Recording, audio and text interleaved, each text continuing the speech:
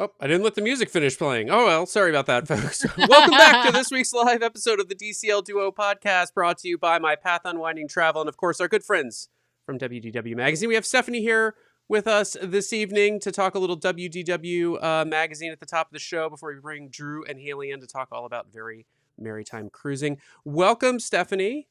Thank you so much for having me, and happy holidays. Thank you. Yes. Happy second night of Hanukkah, everyone. Well, to those of us who celebrate and to those of you who don't celebrate, just, it is the festival of lights, and we need to spread light when it's dark outside. So let's do that. I got to give a huge apology to a lot of folks have been emailing us over the last several weeks, and because of our travel, and then because we brought home with us a very unhappy gift of being sick after our travel, that just really ran through our household and really took us out so bad that, of course, we had to delay last week's show. But I just want to apologize if you have emailed us or messaged us and are awaiting a response about recording a show or any other reason. Frankly, I'm sorry. We're just way behind. We're going to try and catch up over the next couple of weeks while we're on vacation. I'm hoping we catch up in the next couple of days, actually. Sam and I just need to sit down and go through the inbox together, and so we will do that. And we're gonna hopefully get a bunch of folks scheduled for recordings for January and February. We already have some of our recording schedule already filling up for January. So if and I want to also apologize if we turn down your show just because it's been a while since you got off the ship. That is no ding on you or insult to your sailing that it wasn't interesting or that you're not going to be a great guest. It's just a matter of we have such a packed schedule. We're heading to Aulani for 2 weeks coming on Saturday, and our schedule's already filling up for the new year, and so we just don't want your cruise to be stale, right, for our audience. But good news. Apologize. Good news for everyone out there. It looks like we're going to get through our entire backlog of recording here in January. And so we will be caught up so that you will be getting cruises more real time, hopefully going forward. But, as real time, about 30 days instead of this 90 days. Instead of 90 days. Yeah. So anyway, with that said, we got to turn things over to Stephanie here for a second. We understand that WDW, DCL, and DLR magazines got a promo going on right now. Tell us about that. Yeah, we've got a great promo and a couple other things that I want, because we have that special code, right? DCL Duo, you save 10%. So we actually allow you to stack that too. So what I wanted to tell you guys about, you can actually get a better deal because you guys are fans of this show. So I know this is a cruise specific show, cruise specific audience, but it's Disney Cruise, right? So I'm thinking there's a few other people out there like me who might be parks fans as well, or maybe sometimes you do a land and sea vacation. So right now we have a really special, I think it might be the best deal we've ever done. We have a bundle on our site right now that's called the Ultimate Park Planning Bundle. And what it is you get our 2026 Disney World calendar, which has beautiful photos from our photo team and fun facts about the parks and Disney dates like Magic Kingdom open this day, Mickey's birthday is this day, all throughout. You get that. It's hanging up in my office, by the way, at work. Fantastic.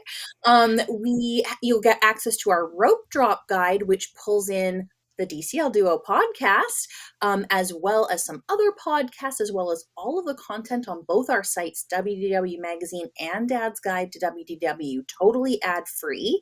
And it also has some cool trip planning tools that you can use at Disneyland and at Disney World if you are doing those parks adventures.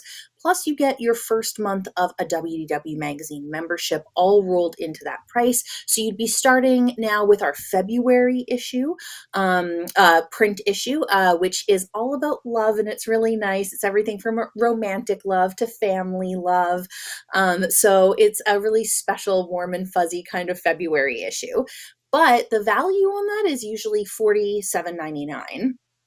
With the markdown that we have on it now, plus your DCL Duo discount, you can get it for $28.34, which is that's a very large percentage off. Girl math. Time to get it. But we have actually until December 20th, we also have our gift subscriptions for for DLR magazine and WDW magazine. You can get those. They're non-renewing subscriptions, so they're really great if you just want to like give something, you know, to your sister or your friend for the year. We have those on 10% off, but you can also apply the DCL Duo code to those. So we do a printable gift certificate. So like if you are looking to give something when you see somebody in person or under the tree or in a stocking, you can get a nice gift certificate that we've designed and you can fill it all in. So that's something that's pretty popular with people this time of year. So I just wanted to let you guys know about that. And there's still time to get our calendar if you just want the calendar and nothing else at this time. But I would just wanted to say, because especially with, I'm sure you guys heard like D23 magazine is stopping publishing, Star Wars Insider stopping publishing. So I've been hearing from tons of fans in all these different Facebook groups that we're in and Reddit groups and people emailing us because they think that we're canceled because they think that we're the same magazine, which we're not. We're a totally different magazine. I'm sad about those magazines also, but if you're worried you're not going to get magazines coming to your house, you can. Yes, absolutely. Listen, I already have a subscription to all the magazines, but I like to tell people if they're looking for a holiday gift for me, whether that's Hanukkah or Christmas, I am a size 7+ night Disney cruise. So, you know, if you're looking for a gift. Yeah. Or like maybe a 3-night cruise for like a tiny gift. Yeah, just like a tiny gift, absolutely. But that one has to be out of San Diego. Let me put it that way. And Stephanie, is there any sort of special code they need to get the park planning bundle, or is it all up on the website? If you go to our website at the top, you'll see like gifts, blog, calendar, all those things. If you click gifts, it'll be on that page as a nice like kind of teal greeny background on it. It really pops out. And if you click that, you'll get the automatic discount, and then you want to put DCL Duo in when you actually check out, and you'll get that super awesome discount. Amazing. Well, Stephanie, we can't let you go because we've got Very Merrytime Cruise, and we're going to be talking about it tonight. And you mentioned when we were emailing back and forth that a Very Merrytime Cruise was your first cruise. So I want to ask you, favorite thing off of your first Very Merrytime sailing? I don't know if they do this anymore, but Elsa arrived and made it snow in the atrium on our first night. And I was so excited by that. It was our first cruise, our first Disney cruise ever. And I called my husband. It was media cruise, actually. I called my husband to say, I just got a call from our rep and they want us to go on a cruise. And Mickey's going to be there and Elsa's going to be there and Santa's going to be there. And I was so excited. I'm a huge Christmas and holidays person. So that was really special. But I also think, the fact that they have the tree lighting ceremony and they have the characters in holiday costumes, there's carolers, there's gingerbread, there's all of these things that just make it feel so amazing, just like the holidays in the parks, right? Yeah. A little Snope in the atrium. Everyone loves a little Disney Cruise Line Snope. So yeah, we'll have to ask Hayley and Drew if they experienced the Snope. Yeah. Great. Well, Stephanie, as always, thank you so much for joining us this evening. And for everyone out there, if you have not subscribed, head over you can do wdw-magazine.com or dcl-magazine.com. And we're hearing there's going to be another issue, hopefully. In January, we will be putting our membership officially on sale. So It'll be the early spring, April, I believe, when the first issue will actually arrive at people's door. But in mid-late January, stay tuned. I'm sure you guys will have us. Oh, for sure. Yes, you'll come on for sure to announce it officially. We love that, Stephanie. Thanks so much for coming on. Again, happy Hanukkah, Merry Christmas, Happy New Year, and we can't wait to see you again real soon. Safe travels, guys. Thank you. We'll see you later, Stephanie. Bye. All right, we're going to bring in Hayley and Drew. There's Drew, right on time. Perfect timing, Drew. I had to go get our cat out of the Christmas tree real quick. So. I mean, it wouldn't be a Christmas, or Merrytime episode without a cat in a Christmas tree. I have to highlight because people can't really see it, but I've got my ugly Christmas sweater on that is John McClane crawling through an air duct from Die Hard. From Die Hard. So there you go. So we're all decked out for the holidays. welcome back to Hayley and Drew, two of our favorite guests and friends of the show, friends of us now. We loved sailing with them, and so hope to get to sail with them again in the future. But you guys are going to talk us through. Scheduled, but not That's till right. 2027. Yeah, we thought it was April 2026, but it's a year later. So I thought you were scheduling that Palo brunch really far in advance, but I was like, okay, go for it. The concierge booking window has not changed to be that far out. No. So yes. Well, the funny thing is, to those out there who don't know what we're talking about, we are sailing on the Treasure this coming year, so 2026 for Nathan's spring break. We're also sailing on the Treasure for Nathan's spring break in 2027, so the following year. And we're sailing concierge for the 2026 sailing. We're not sailing concierge for the 2027 sailing. And we were putting in our requests, and for some reason, I just got it in my head that Hayley and Drew were on our 2026 sailing, when in reality, they had told us, no, they're on our 2027 So sailing. our private charter boat may be a little less full than we had hoped at this point, but we will sort that out on our end. But Hayley, Drew, remind folks about your Disney cruising background. Let's start there. So this was our 7th Disney cruise. So we've been on all the ships except for the Destiny because it had just started sailing. That's next month. That's next month, actually. We got FOMO hearing Brian and Sam talk about their media preview cruise, and then oops, we booked a cruise. So Disney PR, if you're listening, right there. That's another testimonial. I mean, literally, that's exactly what happened. I was like, oh, we got to do it. I'm like, let's just look at the prices. Oh, and we were already planning to go to Farts in January, Festival of the Arts. For the We call it Farts. Yeah, I was like, we can't just call it that and not explain. So we've been on all the ships, and this was our first time repeating a ship. And the Fantasy was our first ship, and we had not been on her since then. And that was back in September 2018. So it was like, and that was when it was a 7-night sailing. So oh my goodness. Nice. Okay, how many nights was this sailing that you booked on the Fantasy? And it was obviously a Very Merrytime. Ben, why did you choose, this particular itinerary? Was it just to get back on the Fantasy in particular? So this was just 3 nights. And stocking stuffer size. Yeah, stocking stuffer size, as Nathan in the comments says. Yeah. Yeah. Mm-hmm. And what happened was we always love to go the week right after Thanksgiving. It's one of our favorite weeks. Yes, to the parks. Copper Creek is our home resort, our first home resort, I should say. And so we always try to go the week after Thanksgiving and stay and do a parks trip. When that 40% off sale came out, there was this Fantasy sailing that left on the Thursday we were going to leave the parks anyway. We only had to take one more day off, and it was only 3 nights. It's real easy to get to Port Canaveral, and it was 40% off. So that means it's basically free, right? That's how Disney math works. Disney math, all right. Disney math. Yeah. Somebody said in the comments, Disney math is greater than girl math. Oh, it's Linda. Yeah, absolutely. Disney math is greater than girl math.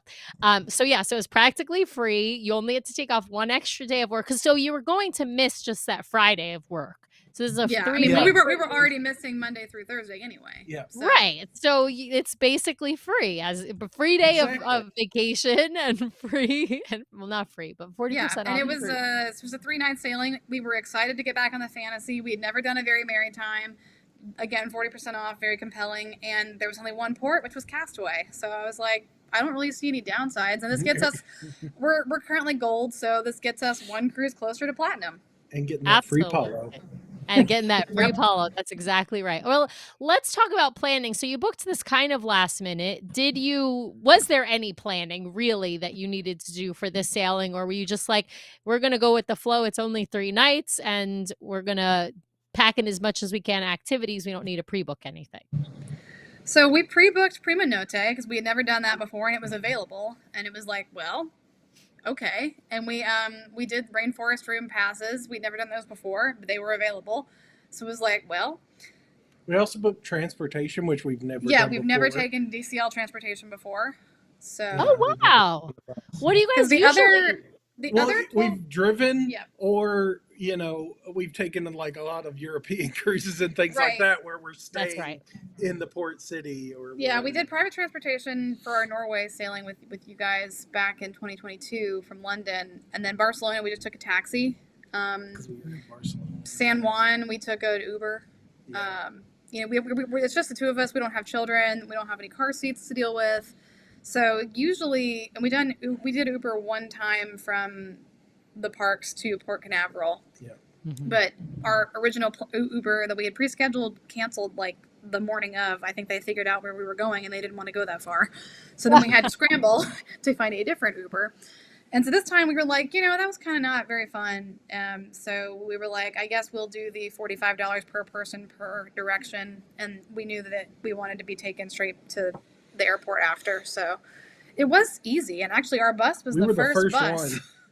Oh, to arrive wow. at the port. So that worked out nicely. We got there, and I bet there were, once we got upstairs, there were probably 10, 12 other people there, like hardly anyone. I mean, we were still boarding group 6, so we were still Yeah. waiting around for a bit. But, Mhm. in terms of planning, like, we didn't make any plans for Castaway because we've been to Castaway. This was, like, our 4th time there, I think. And so we weren't, like, we're dying to do anything. It would have been a good day to parasail because there were, all the excursions happened that day. Every single one of them. For maybe the That's first just time miracle. that we've ever been. Yeah. I will say this time of year is actually the best time of year for excursions. So we're past hurricane season, right? Hurricane season is over. And so the winds tend to die down. So this is actually a good time. Holiday time is actually a good time for excursions and into the new year as well. So into January, maybe February, generally a decent time for excursions. Well, let's dive in then and talk about the transportation. We'll start there. What did you guys think of DCL transportation? You haven't done it before. Thumbs up, thumbs down. Maybe because we were, I don't know if it makes a difference on where you were staying, but at the Wilderness Lodge, we were the third pickup. It had already picked up at Polly and Graham Flow, so there were already some people on the bus. But we went to Contemporary after. But they filled the bus. We left, and like I said, we were the first ones there, so I didn't have a problem with it. Did they do the check-in at the hotel, and did they let you drop luggage at the hotel? They did, yes. Mhm. So they came and got the luggage, which was nice. From our we had to room. have it out by we just walked on, but you had to have it outside by 7 No, or we 8. let them take We our checked our luggage. carry-ons. Yeah, we let them take our carry-on bags, like our wheel roll-up board bags. So yeah, that they came to our room at 7 and got them, and that was nice. To not have to like wrestle with those on the bus. Because it was a 3-night sailing, we didn't bother with like trying to bring on any wine or anything like that. Yeah. I was like, I just don't want to make things more complicated than I need to. It's a 3-night cruise. Did you use the magic bands on board? I did. You did, yeah. I couldn't find mine. Did they code it at the hotel, or did you have to get it coded at the port? At the port. At the port. Okay. Yeah. Okay. So wait, did you check in at the port or check in at the hotel? I think check-in's at the port if you're doing the hotels. I think the only place you can do check-in ahead of time is MCO. Yeah, we did not check in for the crew. Like we did the online check-in, obviously, but not the. And they did like the rest of the check-in with checking your passport and coding your magic bands at the port. Yeah. Yeah. But they And did it- take our luggage at the hotel. Right, at the hotel. Yeah. So just for those listening or watching, if you're taking DCL transportation from the airport, from MCO, from the Hyatt, they will sometimes actually do the full sort of cruise check-in at the airport, other than perhaps coding the bands. I'm not sure about that part, but I think they will even look at your passports and things like that, just depending upon the sailing. Now, you all were headed to Terminal 8 at Port Canaveral, which is Disney's terminal, so not Yep. the overflow terminal, but Disney's dedicated terminal. Now, you did have to wait a little bit because you were boarding Group 6 and because you happened to be on the first bus. But how long before, like, what time did you guys board the ship? We boarded at like 11:45, 11:30, 11:45. Yeah, that sounds about right. It was That's not pretty terrible. early. They Yeah. do need to update the video in the transportation, though. One of the things, because it still says treasure coming soon in 2024, late 2024, and Oh, doesn't that's even mention the hilarious. Destiny. So, Oh, that's Yeah. super funny. I mean, I was like, the video got a little bit like, okay, you're trying to sell me on a Disney cruise, but I'm literally already going on one right now. So it's like, Yeah, but your everybody books family a, will I mean, everybody okay, books the next one when you're on the ship, right? So I mean, like, Yeah. Right. it's not a hard sell. But, so, Yeah. Yeah, I mean, they did. So I just was like tuning the video out and reading my book. And I think that's you you were, always. and you were Yeah. listening to your book, I think. So All anyway, right, I mean, it was nice. Was this your When you- first Very Merrytime sailing, or have you done a Very Yes. Merrytime? Yes. Okay. So Yeah. what'd you think of you walk The on? They've got decor. they Yeah, got the big that's where I was Christmas tree, going. a gingerbread house. Yeah. What'd you think? Yeah, the gingerbread house was cool, especially since they made the terrible decision to not have one in the Grand Flow this year, and it made us very sad. Well, they always probably loved won't to ever go again. see I it. don't know. We'll see. Yeah. They said they were going to have one at Wilderness Lodge, and then they were like, psych. just It was like a kidding. little. Like, And then they put it away because people kept trying to touch Yeah. it. This is why we can't have nice things. But no, it was really pretty. I loved all the Christmas decor. We had done a Halloween on the High Seas. our very first sailing on the Fantasy Yeah, was so a we Haas sailing. we can only go on the Fantasy when it's holiday themed. Apparently, these are the rules. I don't make the rules, but no, it was really pretty. And you know, the last ship we were on before this was the Treasure, so it was like, oh yes, this is what the older ships are like. And they Yeah. had the scintillizers going. They were pumping those smells out everywhere. The Oh, yeah. the gingerbread and all those things. Yeah, the holiday smells, they really pump them out on those sailings. For those who have been living maybe under a rock, all of the ships during holiday time have trees, including the Destiny. Now, she did not have, she's not doing Very Maritime sailings this year. And her maiden voyage was a week before Thanksgiving, and there was no tree on, but they loaded a tree on I believe it was like December 3rd or December 4th, but for her like third or fourth sailing.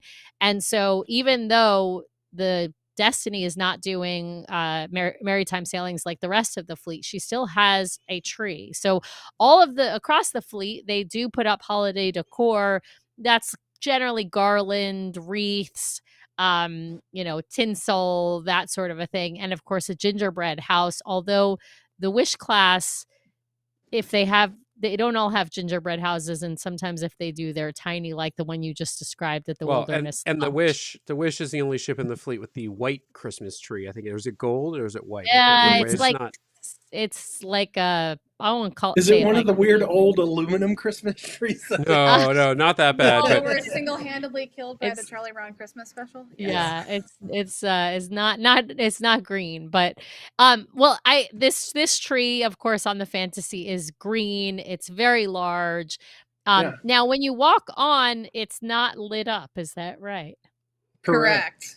Yes, Yeah. the lighting ceremony was that night. I don't know if it's always the first night, but it was on the sailing that we did. And jumping ahead to Well, that, hang on. sadly, there was no Snope. It No was Snope. confetti. Oh, bummer. Okay, Yeah, so no snow. to answer your question, Drew, yes, every holiday Very Maritime sailing does the Christmas tree lighting on the first night of the cruise, and the reason they do that is that way the tree is lit up for the rest of the cruise. Yeah, Makes so that sense. they do it, and they do a tree lighting, we'll call it ceremony, but it's like a countdown and the characters come out. Did you guys have which characters showed up for your Christmas tree lighting, and was Santa there? Santa Yes, at and the Mrs. very Claus were end. both there. They and- came out of the jewelry shop, there on the Oh Fantasy. yes, what the formerly Tiffany, now something else. Well, I mean, That's hilarious. Santa's got to get Mrs. Claus a little something for the holiday. Yeah. Right. Yes, he was, multitasking during his time on the Disney Fantasy. We had Pluto, we had Mickey and Minnie, and we had Goofy. Did we have Chip and Donald? Dale? No, we didn't have Chip and Dale. We saw them up on the deck.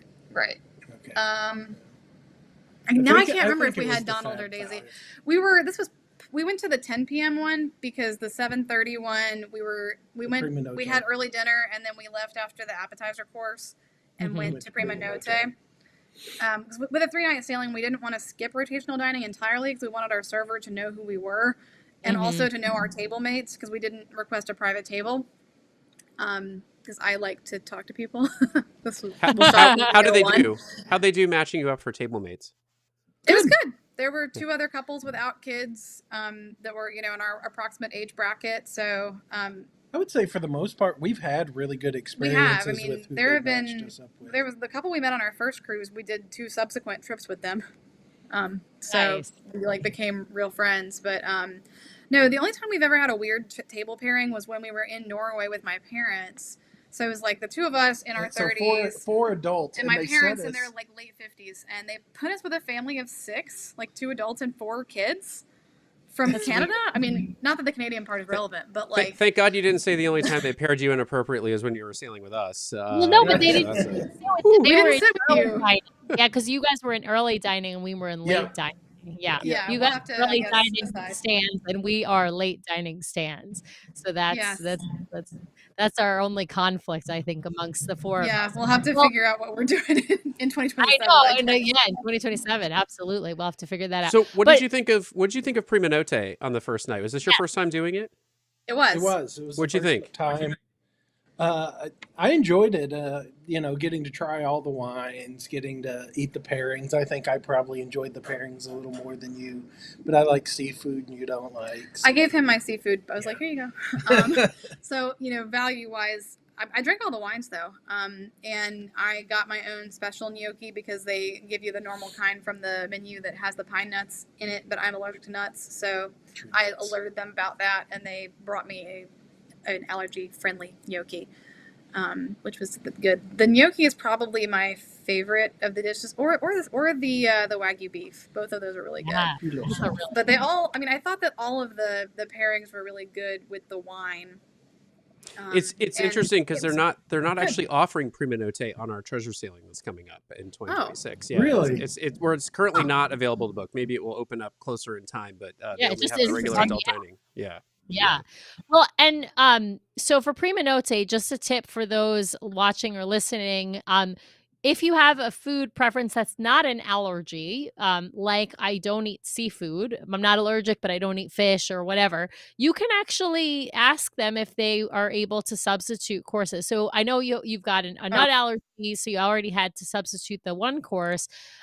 But you could actually, our friend Tracy is not a fish person, and she has had them substitute a course for her. And so it is something you can request. You just let them know at the beginning, hey, I'm not really a fish person. Is there something else that you can do? Tracy And actually commented, if you tell them you don't like seafood, you might get extra beef. So there Yeah. you go. Well, now you they'll tell do- me, Tracy. yeah. So they'll do something else. I will say we were texting about Prima Notte because you guys were asking me about whether or not you should do Prima Notte on a different class of ship, because we had mentioned before about there being a different pin available. And I got to update folks, and we know this from texting back and forth with you all, but I want to let people know in the audience that it is now the same pin across the fleet. And so it was for a time a different pin, I think, because the older ships were using up the stock of the pins that they previously had, and so they had introduced some newer pins on the Wish class, but now everybody is giving out the same pin. So the newer pin that was given out on the Wish class, which is a round one that's got, I don't want to call it polka dots, but it's kind of like polka dots, that's the pin. So, and the other part I will tell people is Prima Notte, while not necessarily the exact same experience, because you'll have different sommelier and different seating arrangement depending upon what ship you're on, but it is typically the same food and wine pairings across the fleet. So if you have, the gnocchi and I think it's tuna and the beef, those are the same dishes you're going to have whether you're on the Magic or you're on the Treasure. It's going to be, the same pairings. We've got a good question in the chat here from Blue Skies and Sunshine Guaranteed, who's asking, I'm interested to hear about your experience with the service team. They are having there are lots of reports of service teams struggling recently with cast members being reassigned to other ships. I know we've recorded a few episodes here recently where people have, it's been hit or miss. And so I'm curious, how is your serving team in main dining? There was actually a discussion about this in our Facebook group because a lot of people had issues with it. A lot of people had, and we talked to the people, or at least I talked to people, and a lot of them, this was either their first or second contract. Like they were all still pretty new. And the people for whom their contract had just started, they had been on the ship for like 2 weeks. This was their second sailing, I think. Wow. Second or third sailing. And so we didn't, I think sometimes because Hayley has a nut allergy, we tend to get more seasoned or better servers because they want to give us someone who knows how to handle that and will take care of it and handle it appropriately. I don't have any factual data to back this up. I just get the feeling because we've always had pretty good luck with servers, but I can tell you that there were quite a few people in our Facebook group who had this problem. And we kind of saw it with our stateroom host. Every other sailing we've ever been on, we know their name. They know our name the first day. We see them multiple times in the hall. I still don't know that guy's name. She had to track him down on the last day to give him the envelope. Yeah, I like went outside and I saw somebody out there and they were like, I was like, "Are you our stateroom host?" And they were like, "No, it's so and so." And I was like, "Oh, okay, I'll catch up with him later." That's sad. That's sad to hear actually, because when we were on the Fantasy a year ago, one of the things I felt like set the ship apart was the crew was just like a well-oiled machine. Like our stateroom host was fantastic. We had just had two mediocre servers on the Treasure for her maiden, and these servers were just Johnny on the spot with everything. So like one of the things I felt like the Fantasy had going for it was, well, this is a crew that knows each other. They've worked together a lot. They're killing it right now. So well, I wonder if they didn't siphon off some of their good people to the Destiny. Yeah. Probably. Yes, and also some of them probably are on vacation because they're heading to the Adventure pretty soon, because the Adventure's got, I think people don't realize, the Adventure's got like a 60-day crossing when you consider it's crossing from the Atlantic Ocean, it's crossing through the Panama Canal, and then it's crossing through the Pacific Ocean. So it's got like a very long journey. So there's folks who are on vacation right now so that they are ready to board the Adventure come, I don't know, probably January, pretty soon here. So it's definitely right now I do think the fleet is a bit stressed in the sense of like the experienced and really good staff is just spread, right? They're just spread more thinly than they have. Or getting promoted into manager roles and things like that. Yeah. Tracy's saying, I wonder if this is something new because we didn't really get to know our stateroom host on the Destiny. Same. Well, actually, we knew him, but he kept screwing things up in the room, which was just, it was nothing really like weird. big. Nothing big, but just, it's the little things, right? Little when Disney's trying like we didn't have like hand soap, right? We didn't have like bar soap in our room. But when Disney's trying to set itself apart on service, then it's got to be good every time. So this was, I don't think it's a new, Tracy, I don't think they're going for this vibe. Like, I think this really is about stretching the really great cast they've built up over many, many years across too many ships at once. And so now there's some growing pains lots happening. Of new people. Yeah. Lots of new people who are being trained, and it's hard to train a lot of new people at once too. It's still probably less impactful that way. Yeah. Well, Nathan's saying he had a 14-year vet room host on the Magic, and he was absolutely amazing. So, I think it is just hit or miss. Yeah. It is hit or miss. Yeah. Sorry, Drew, go ahead. No, I was going to say the only time I did see him was when we had the bright star across the hall from us.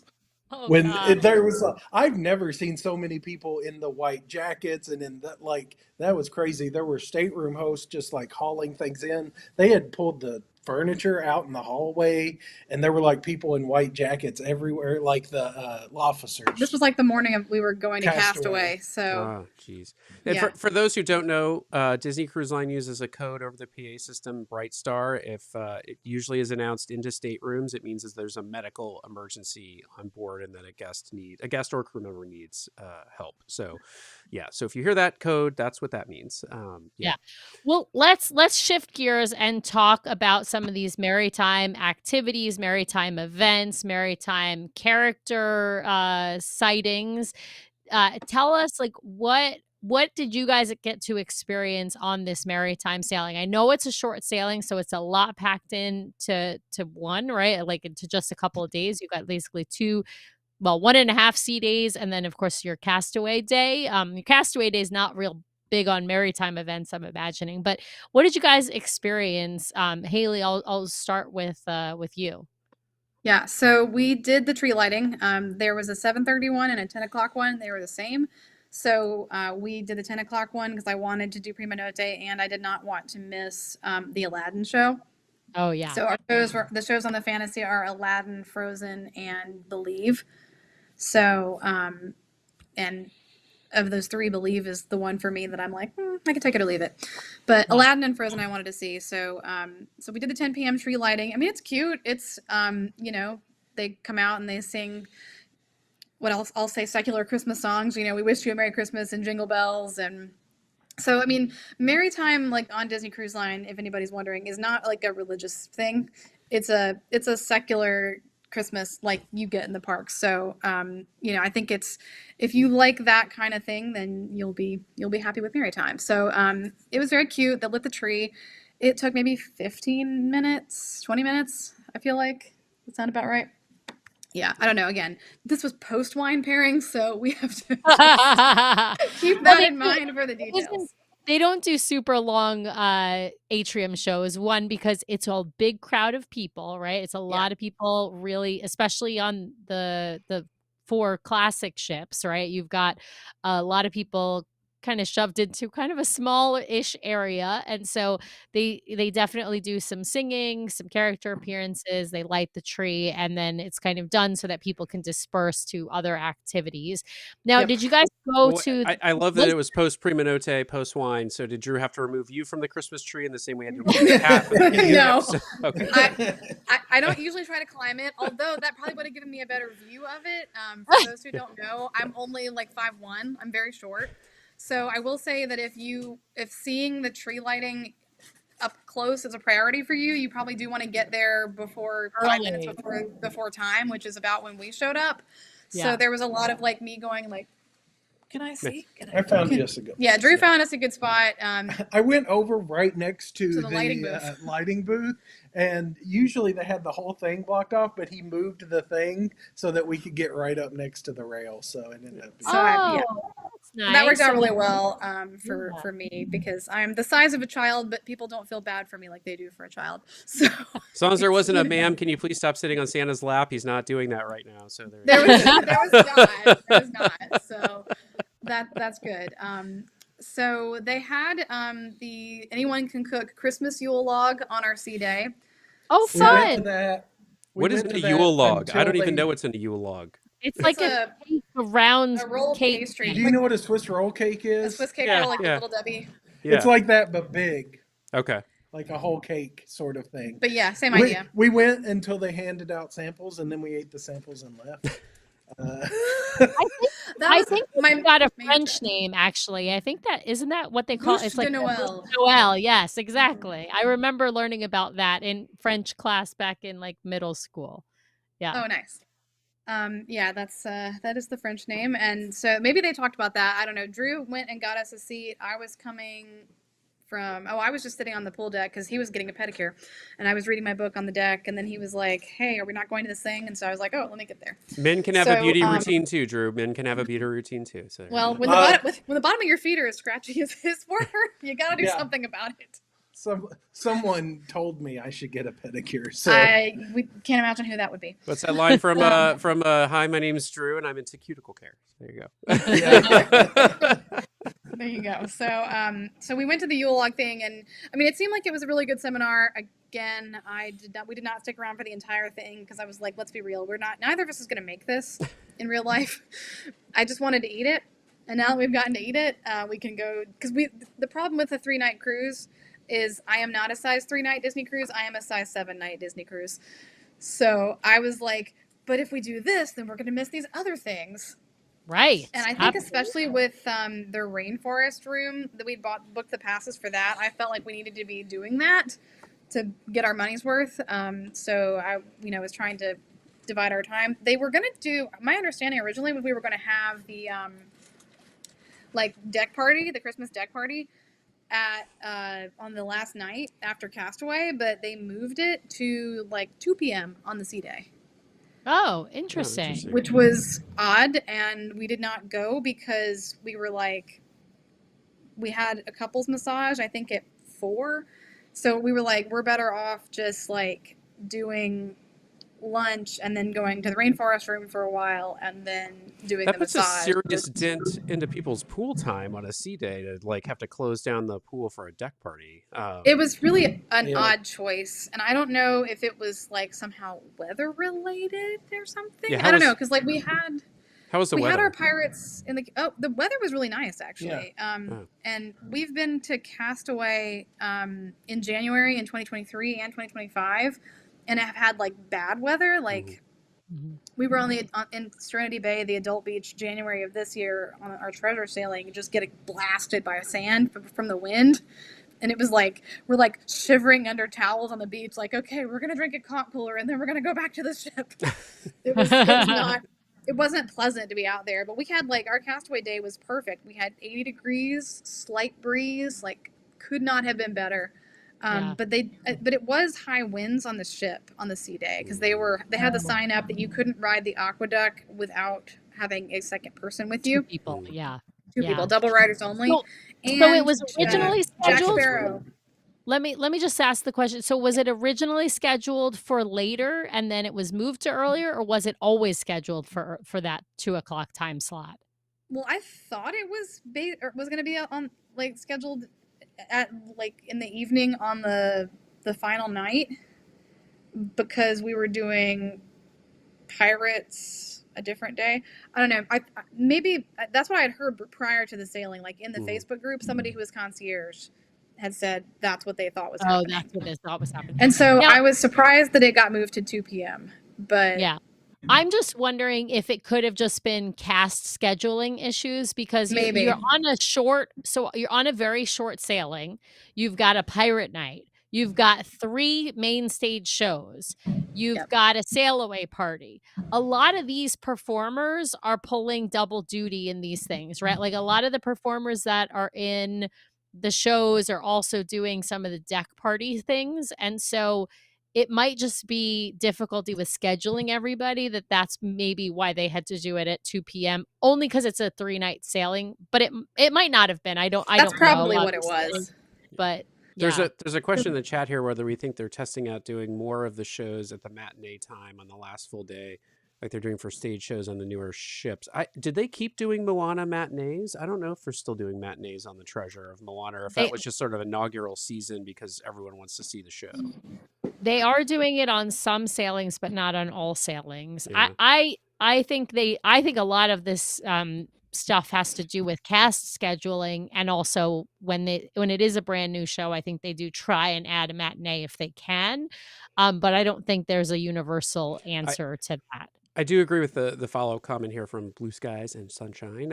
Getting it out of the way early to allow time. I absolutely think on the helpful. on the Destiny, I actually think it was super helpful for families who had early dinner and then a late show to be able to get to that matinee. So that because the late show ended up being practically, it wasn't empty, but there were plenty of seats to go around at the late show. So you could have seen the late show and walked in at the time it started and still sat down and had a decent view. And I think they did. I think in part a lot of the families went to the matinee so they could pack in the evening after dinner. So yeah.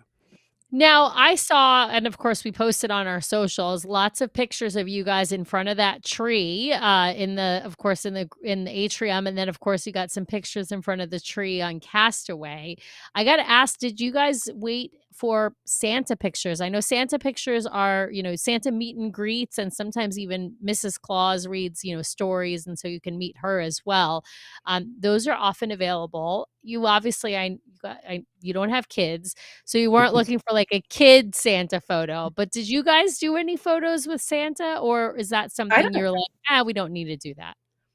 We didn't, but one thing I liked and appreciated was they had different Santas out there at different times, which I thought was interesting and unique, and I had never seen on in the parks or anything else. So it was nice to see it on the ship. I did not notice that at all. Like diverse Santas, you mean, or just different white Santas?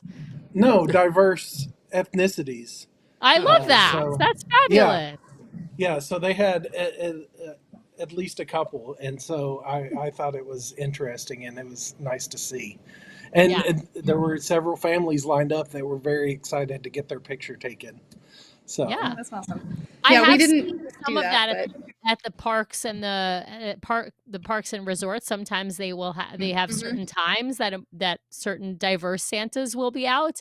But I personally have not seen that on the cruise line ever. There's a really awesome one at Epcot, actually. Yeah. And not White Santa, who's fabulous. I mean, we didn't. Again, it's kind of weird for 230 somethings without a child to wait in line for Santa. At least I feel that way. Maybe it's just I don't think there. I think I have to disagree with you on that, Hayley. I think there's nothing wrong with. I mean, I'm Jewish, and I am a 40-something, and I have waited in line for Santa. Santa's not real. What? Brian, stop that. We have kids who listen to our show. Yeah, Santa is real. My goodness, Santa is Brian. real. Well, okay, I believe in Santa. That's what I'm trying to say. I believe in Santa. So this is something apparently I need to work through. But no, we didn't get any character photos this time either. Again, like I feel like on a 3-night cruise, you're always choosing between something, and I have such bad FOMO with that stuff.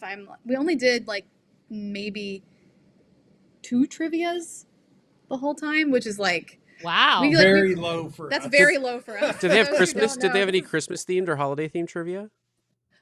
There was a Christmas songs one and something else. There were only like 2, but yeah, I did see a couple. We didn't end up going to either of those because, like she said, we hardly got to any. We did 90s, 2000s. Yeah, we music. did do a couple of the music trivias in the evening. I forgot about that, but we got second both times because we didn't have Scott.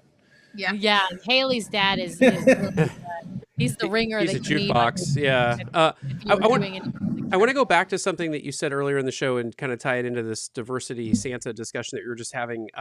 Sam, do you want to talk for a second about, because it is a secular celebration of Christmas on board. They do, and they have on at least some of the sailings we've been on offered, like if you're sailing over Christmas, they'll do kind of a Christmas mass, but they also celebrate Hanukkah on board if there's a group of people who ask to do it, right? So yes and no. Okay, so there doesn't have to be a group of people to ask to do it. If your sailing happens to fall during Hanukkah specifically, not before Hanukkah, not after Hanukkah, but if Hanukkah is happening during your sailing, they will usually have a candle lighting opportunity. Now, it has varied. It's usually held in Cabanas or Marceline Market, but that location has varied across the fleet. And it has also varied on whether or not you're actually lighting real flame candles versus just an electric menorah. And so on most of the fleet, they've just done it with electric menorahs, but I have heard of a couple of situations where they've done actual lit candles. Now, for those who don't know, the Hanukkah candles are intended and purpose built to melt quickly, so to melt within less than an hour typically. So it's not like you're going to have an open flame sitting on the ship for a long period of time or anything. But it is guest led, though. Let me just be very clear. It is a space, and they may have even latkes and sometimes wine and applesauce and sour cream available, depending upon whether you're an applesauce or a sour cream person on your latke. It's a very big debate. It's like the debate between, I don't know, chocolate and vanilla. It's a real. Which one are you? Just what is do the right answer, Sam? I'm applesauce all the way. Applesauce. I like applesauce. I mean, I'm not Jewish, but I've had latkes and applesauce. Just do applesauce sour cream swirl like they do out of the soft serve machine. No, no, I do not eat sour cream. This is why I have to have two latkes, one of each. So there you go. Yeah. I want to say there was a backdrop too, a Hanukkah backdrop. Even though it wasn't during our sailing, I'm pretty sure they had a backdrop. Oh, nice. So. Yeah. They usually have like one little spot where there's like a menorah. Like that's what I think it was. It was like a blue backdrop, and then there was a menorah on like a little pedestal. On like a little table or something. Yeah. There's usually like one spot. So when they do have the carolers out singing, you will sometimes hear them sing like the dreidel song or O Hanukkah. So they will sing, and same with Kwanzaa. You might see a Kwanzaa menorah out as well during the holiday season, but you don't really have Kwanzaa activities or Hanukkah activities on board a Very Merrytime Sailing. So while I have to agree that the way Disney Cruise Line celebrates Christmas is in a secular way, it is still a Christian holiday, and it is still it is the majority holiday in the United States and frankly across much of the world, not all of the world, but a lot of the world. And so it's not a Hanukkah sailing, it's not a Kwanzaa sailing, it's a Maritime sailing. No, and but Maritime they give sailing is they give nods to other yeah. And I think if you were on a sailing and you had a group of people who really wanted to do something to celebrate Kwanzaa, you could reach out in advance, and they will typically try to accommodate, as Sam was saying, like a gathering in like cabanas, and they may sort of ask you kind of what you want to do and that sort of thing. So they'll like make space available for you. It's just a matter of they're not going to plan activities for you is really the way it kind of works out. It was interesting because the survey at the end, they were asking like, if you booked this Very Merrytime Sailing based on these various holiday activities, and I think they mentioned carolers, and I didn't see anything about carolers in the navigator on the app, so I think that just was not a part of this because it was just a 3-night sailing. Yeah, not on the ship. At the parks beforehand, there were a lot more like in-park entertainment and things than we've noticed in the past, though. Yeah, that was great. Awesome. But they were asking on the survey. The answer to that is you're on a 3-night sailing, and all of those entertainment cast members, they're the ones who do the caroler thing. Do the show. Do the main and shows. the show. So they have too many shows, things that they're doing. There's no way on a 3-night sailing they're going to be able to go caroling. So I guess we're going to have to do another one someday. I don't know. Oh no.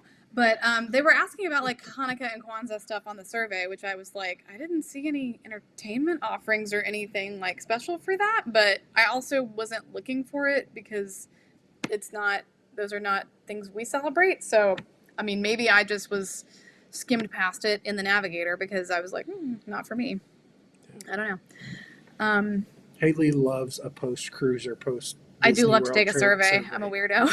It's fine. No, they're great. They're great. They're great to like get an eye into at least what Disney's thinking about. I like to analyze them like from a business standpoint of like what are they like trying to find out. I'm in marketing and advertising, so that's probably what that comes from. But I wanted to mention this tip for embarkation day that we talked about it on the cruise. We were like, we need to mention this when we're on the show. We because we did the rainforest room, we went and you can't go in the rainforest room on like embarkation day until after the muster drill, I believe, because they're doing like open houses, and it would be weird if people are like touring the rainforest room and then there's just Drew chilling on a lounger, like hanging out, sleeping. Yeah, no. So I understand that. But what we did is we actually put our backpacks in the lockers in the spa locker room on embarkation day. As like we were like, we have rainforest room passes, and we wanted to like, they like want to see it, and we're like, yeah. And then they showed us the locker room, and then I was just like, I'm just gonna put my backpack in this locker now. I mean, I locked it, and then we went to lunch, and I didn't have to carry my backpack around. That's kind of brilliant. Well, it is, but I'm just gonna tell people like, if you I don't know if they'll always let you do that. If you rush out and do this, and all the lockers get taken because they do spa treatments in there on embarkation day, then that might go the way of the dodo. I'll just say that. So it might. Let's not all do it at once, but if you have a rainforest room pass or a legitimate reason, it's a tip. Yeah. Only us here and all of our closest friends listening and watching. All whatever thousands of people who listen to this show. But we're not all going to be on the same sailings at the same time, so it's fine. Right. So it's only the DCL Duo community. We'll be all right. We'll be all right. And it wasn't like I have like my locker for wine and a locker for we didn't do that. We didn't do that. Well, as we round out the show here, let me just ask this question. The two questions I have. One is, sounds like you would do this again. That you enjoyed the add-on experience. Was it enough that you found like extra value in it because they actually they charge a little bit more for these sailings sometimes. And then also, what was your favorite like part of the Very Merrytime experience? Let me start with you, Drew. Yeah, I would definitely do it again. I think it's like an extension of why we love going to the parks at this time of year. It's like if especially if I'm going to do something short that is just going to go like meander around the Caribbean, maybe go to like Nassau or the private islands or something like that. I think having this extra layer of theming and activities of the Christmas season on top of it adds to it and makes it like not just another sailing to Nassau or Castaway or whatever, and kind of puts it over the top to me to where I would want to do it again. That's why otherwise we haven't done like another 3-night sailing, because like just doing it on any time of year was just, we were both kind of like, nah. But doing it with a theme, I think puts it over the top for me, and I would definitely consider doing it again. I would do it again, but not for a 3-night sailing. But maybe part of that is just I really don't like a 3-night sailing. Like, it makes me almost angry because I'm just like, why do you mean I have to leave? I just got here. I just got Like, here. I'm not in my, like... Why are you kicking me out already? Yeah, like, I'm like, night 2, like, we finally, like, you know, we're clicking with our table mates. And it was like, well, see you never. Like, you know, like, we don't feel like we were going to become Facebook friends when we met, like, yesterday. But, you know, after the end of a week-long sailing, that definitely feels more, like, doable. I don't know. So, yeah, I mean, I think a 3-night as an add-on to an existing parks trip, I can get behind, but I probably would not do a Very Merrytime with the price add-on for that unless it was, like, a 7-night cruise. But I enjoyed the festive atmosphere, for sure. What was your favorite part? Like... Just the vibes, like the decor and the vibes. Like, even if I'm not going to every activity, it's just like fun. Seeing the characters in their Christmas like even though I'm not outfits. posing with all the characters in their Christmas outfits, Even seeing Santa, it just like makes me happy to see it in passing. Yeah. Nice. Yeah. Nice. And everybody like wearing their Christmas PJs and stuff. Yeah, I think it's a really fun, festive time to be on a ship. I think it is really. I also love seeing everybody in their Christmas PJs or their Christmas onesies or their ugly Christmas sweaters, right? And people, like so many people, I feel like get into the holiday spirit and do like the matching family outfits or matching family pajamas and do like their pictures for the holiday, right? That might be the one time of year that a family is taking pictures together. And that's just kind of really nice. I think I feel like that's the vibe you get on the ship. You get this fun, festive family atmosphere, whether that family looks like a couple of 2 30-something adults or that family is, you know, grandparents to grandkids. Like, it's just a really like fun, festive time. I think the holiday stuff does add a layer to it. And of course, you guys got this for 40% discount. So I mean, you really can't, you can't really beat getting a holiday themed sailing on a discount because that doesn't really happen so often. It's happening more often now as we've seen.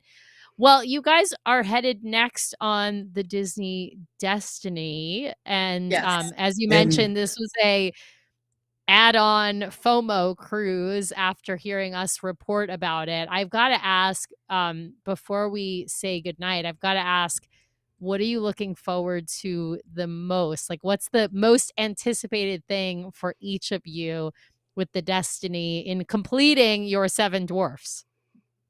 Probably Pride Lands or the Doctor Strange bar. Yes. The Sanctum. Yes, the Sanctum.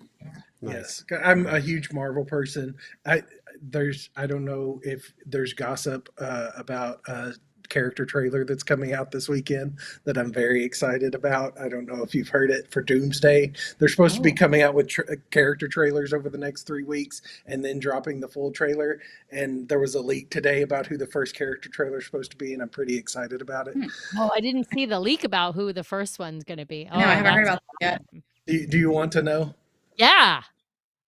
It's Chris Evans. That Captain America will return in Avengers Doomsday. Yes. Welcome to the multiverse. I'm not frozen, but I feel like I'm frozen right now. Yeah, the 3 character trailers are supposed to be people that they have not already announced are in Doomsday, and so that's supposed to be the first one. Wow. I think you just blew Sam's mind. Yeah, you guys know how much I freaking love Captain America. I mean, I love both Captain America. But is he going to be Bizarro? Is he going to be Bizarro Captain America? Supposedly it's him in the timeline where he like married Peggy and they're living happily ever after and things. Oh Sam my God, is I love unwell. this. Sam is I love unwell this. over there. Oh She my is God, I losing love it. this. I'm gonna die. I'm gonna die, you guys. All right, I Hayley, love what are you most looking forward to on the Destiny? Sorry, the detour. Well, Squirrel. it's probably it's either Pride Lands or you didn't mention Hercules. What is wrong yeah. with you? Hercules. Yeah, Drew, what is wrong with you? Oh, and yes, because we want to see Hades because we saw him as Hades in Hades Town. Town. That's so Yes. crazy. So I was like, wait, we know that guy. So it's kind of weird that we're seeing him twice as Hades. If I had a nickel for every time that happened, I'd have 2 nickels, but it's weird. You'd have 2 nickels, yeah. Well, There you I go. have to tell you, you got to look out for him around the ship because he, not in costume, but Matthew Patrick Quinn, because he's the Broadway visiting artist, doesn't have to do a lot of the other stuff, that the entertainment cast has to do. And so I saw him like several times just kind of wandering around the ship at times. There was a guy who was his doppelganger on the Destiny because I know it wasn't him because we were in the atrium. This guy walked by. I'm like, oh, that's Matthew Patrick Quinn. No, it can't be because he literally just finished a show. Maybe So there wasn't. there was a doppelganger for that guy on the ship. Maybe he has a twin or something. Yeah, But anyway, yeah. I definitely saw him and I like said hi to him. I was like, hi, Matthew. And he looked up at me and like waved. This is coming down. I was going up the stairs and he was coming down the stairs. Maybe it was his doppelganger going, I don't know why she's calling me Matthew. I don't know who Sure. she is. Hey, lady. How you doing? No. But yeah, no, I'm excited for you guys to see Hercules. Drew, I'm really excited for you to see With Great Power. I think you're going to love it. You got to Yes. get Oh, super yes. early. I love the So- Indiana Jones show, so I think the Marvel one's just going to be even better for me. Yeah. If they put a Star Wars one on the next ship, that's going to be like the ultimate for me. Yeah, it just keeps getting better and better, you guys. All right. Oh, man, well, yeah. Well, We've we got will, all your yeah. Destiny content queued up for our holiday drive to Kentucky. Nice. I love it. So I'm I love excited. it. Well, we will wrap it up there for the evening and for the year for our live shows. This is our last live show of 2025, so we will see everybody in 2026. Yes, and that first Monday in January, we've got a great show planned. We've got guest June who's going to be joining us, and we're going to be talking about. Is it the first Monday in Yes, January? You sure? Okay. Yes, right. Just it's the first Monday in January. We come back Sunday. We'll be live on Monday. We come back from Alani on Sunday, and we'll be back live on Monday.